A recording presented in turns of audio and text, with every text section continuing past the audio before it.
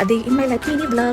Hello mga mare, itong araw bago sumapit ang New Year, mga ganap namin dito sa amin. Pagkagising ko ng umaga, ay ito agad ang ginawa ko for today's video. Start ako sa paglilinis kasi naging busy tayo nitong mga nakaraang araw. Kaya hindi tayo nakapag-ayos dito sa bahay. Kaya ngayon na tayo makakagawa dito sa bahay. Medyo late na nga kasi ang dami natin mga gagawin ngayong araw.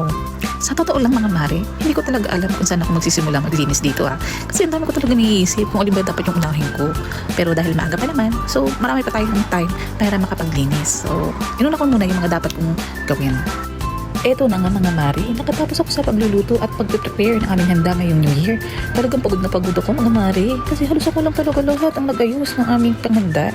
Pero kahit paano, tinutulungan naman ako ng aking asawa sa paghuhugas ng aking mga pinagkamitan sa pagluluto. Edi kahit papaano, ay nabawasan yung aking mga gagawin. Thankful talaga ako. Kaya nga lang, mga mari, nakalimutan ko pala i-video ng step by step kung paano ko ba niluto ang lahat ng mga to, ng aking mga lulutuin. Pagpasensya nyo ng mga mari. At tayo ay bago pa lamang sa pag-vlog natin. Kaya matututo din tayo step by step muna. Ako talaga nagpapasalamat sa Panginoon na kami ibinigyan niya ng pagkakataon na makapaghanda ng ganito ngayong bagong taon. Merong tayo maiyahain sa pagkainan.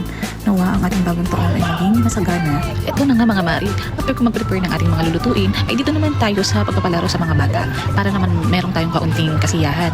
Ako'y tuwan-tuwa talaga sa mga batang to. Talaga nag-i-enjoy din sila sa ating mga munting palaro.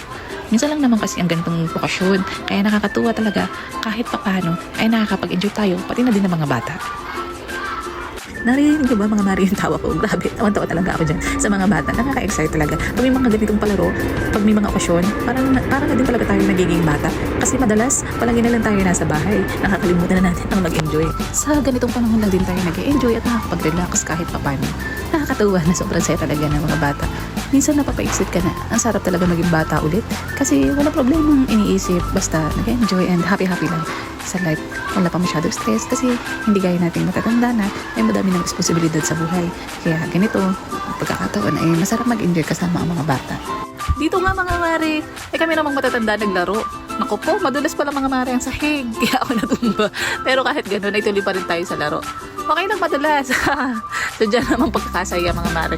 Kahit paano ay nakapag-enjoy kami ng New Year. Go na go din sa laro ang aking mga kapitbahay. Nakakatuwa na sa ganitong pagkakataon, kaming mga magkakapitbahay ay nagkakasama-sama sa simpleng okasyon na ito. Hanggang dito na lamang muna mga mare ang aking mini vlog. Kita-kits po tayo sa susunod na mini vlog. Thank you! Bye-bye!